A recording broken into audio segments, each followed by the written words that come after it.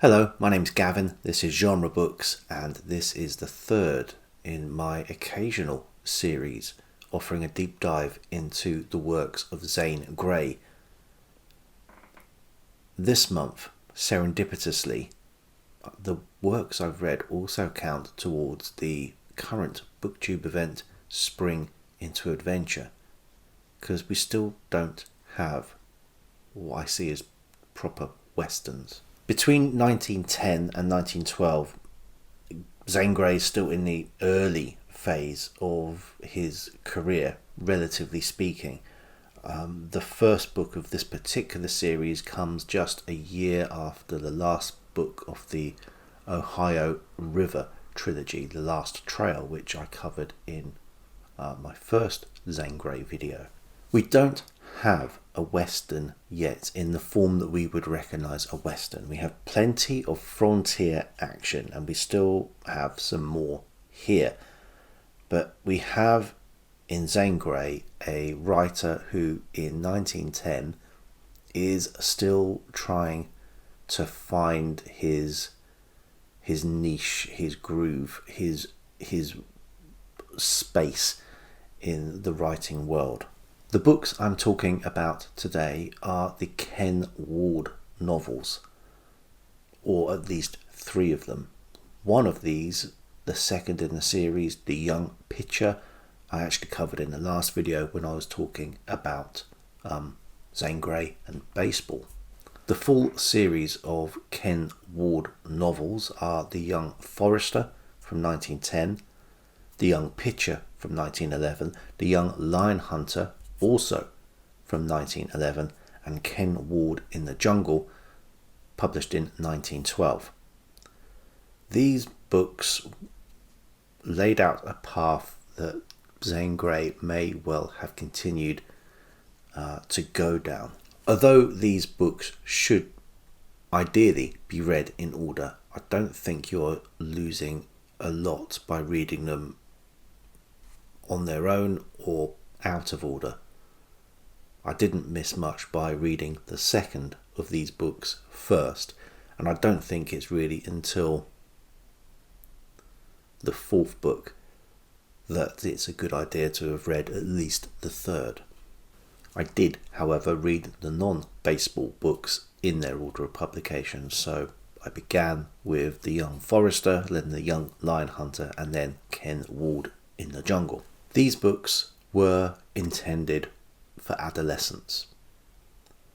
The protagonist, Ken, is 17 or 18 when these books begin, and I don't think he's much more than 20 after the end of Ken Ward in the Jungle. Zan Grey must have had one eye on future books in this series when he is writing the last of the published Ken Ward books. There are enough hints in Ken Ward in the Jungle as to where he may have travelled next, and both Africa and Germany were in the frame. Now, writing about the wonderful experiences he may have in Germany just before the First World War may have caused the sales of any future books set in Germany to have suffered a little bit, and I think, given the way at this stage that Zan Grey is writing about other cultures, we probably dodged a bullet by Ken Ward not travelling to Africa. This is, however, purely academic, because between the 3rd and the 4th books in this series we had the publication of Riders of the Purple Sage, and the success of that book really dictated the direction of travel for the rest of Zan Grey's career. Helpfully for us, it means that career goes down the route of westerns. What can we learn, however? What can we glean from these 4 books? This road not travelled, or travelled just a little bit. In The Young Forester, we are introduced to Kenneth Ward, who is at this point telling his father that he doesn't want to study medicine at college. He wants instead to study the new subject of forestry. And he gives his father what is the first of quite a few almost product placements for the Federal Forestry Service and the new national parks. We also maybe see a little bit of wish fulfillment on Zan Grey's side. This man who obviously loves the outdoors but went to college to study dentistry instead. But as I suggest, this theme of sort of evangelism for forestry crops up again and again in the book, and as you will see the progress of these books, you can't really make an argument for Zan Grey as some herald of conservationism. But this book comes closest to it. Yes, Zan Grey here is a bit woke. Ken Ward travels to the frontier and he becomes an apprentice forest ranger. And there is adventure from the moment that he steps off the train. But this is punctuated with something which has stayed the same through all of Zan Grey's books: descriptions of the environment, descriptions of the landscape. But this is an adolescent adventure. We have dastardly villains who are standing to make a lot of money from illegal or unethical logging in the area. The figure of $250,000 is bandied about. A lot of money still, but back in 1910, quite a lot of money. Ward meets his friend who has invited him to come out and experience the forest ranger lifestyle. His friend is Dick Leslie, who is initially upset that Ward has arrived. Hasn't he received Ward's last letters saying don't come? Leslie knows what the situation here is with the logging, knows the danger, wants to keep his young friend out of that danger. Ken Ward rushes headlong into the danger, and he has already overheard some of the nefarious plans that are afoot. Ward meets Jim Williams, who is another ranger, this time hailing from Texas. And later in the book, the troop of heroes is completed by Ward meeting, by chance in the forest, the trapper Hiram Bent. Bent is a scene stealer every time. He may be there for a little bit of comedy value, but Grey does tell us that this guy really does know what he is doing. He is the old hand, he is the expert. He knows nothing of this modern forestry that Ken Ward is speaking of, but he has an innate knowledge of how to manage the forest and can see the value in what Ward is saying, and sees that this is really a more scientific application of his forest husbandry, which he already practices in a very small individualistic way. But there are scrapes and adventures aplenty for our hero to get involved in. I don't want to give away too many spoilers, but this is a children's book. The goodies and the baddies are pretty well defined. The action sequences are really well written, the scenery described very effectively, and even with these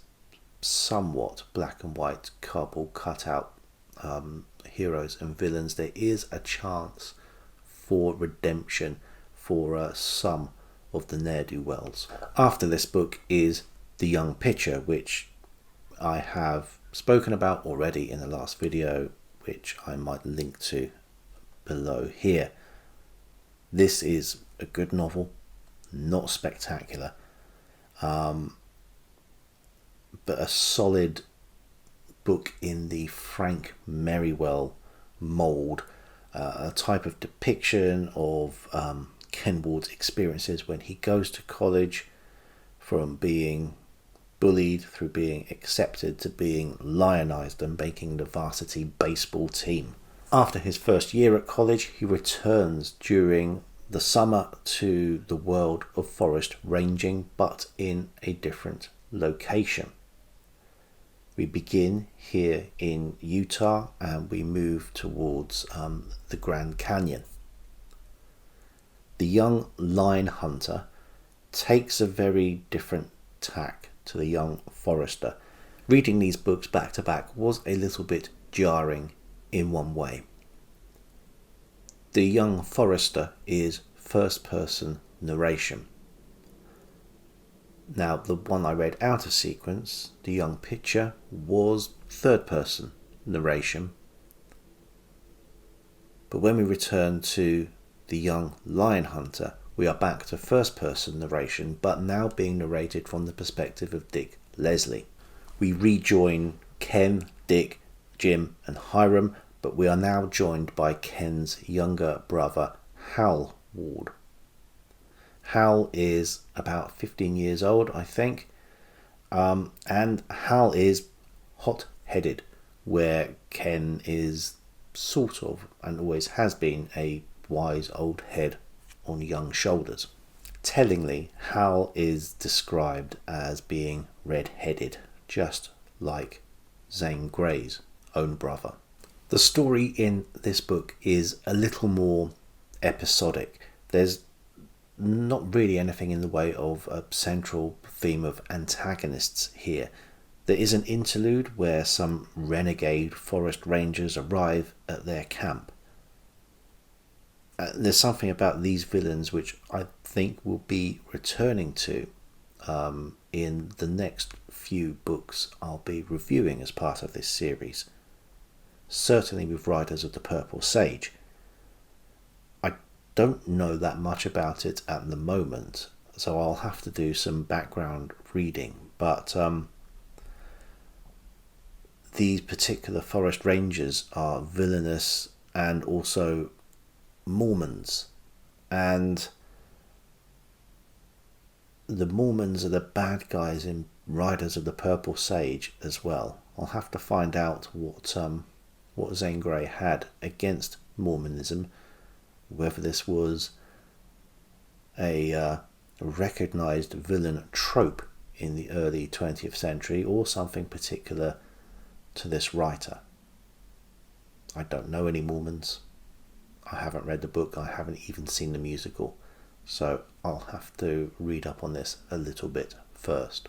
The action for these forest rangers centres around the central task allotted to them of clearing as best they can the forest park of cougars. And this is never explained why this has to happen. It's also never explained exactly why it's better to take them alive, other than the fact that Hiram Bent says he gets $300 for a live cougar and only $10 for a skin. There is still adventure here, and in a bit of an innovation, there are a few more laughs along the way, usually from the predicaments that they find themselves in and the occasional pranks they play on each other.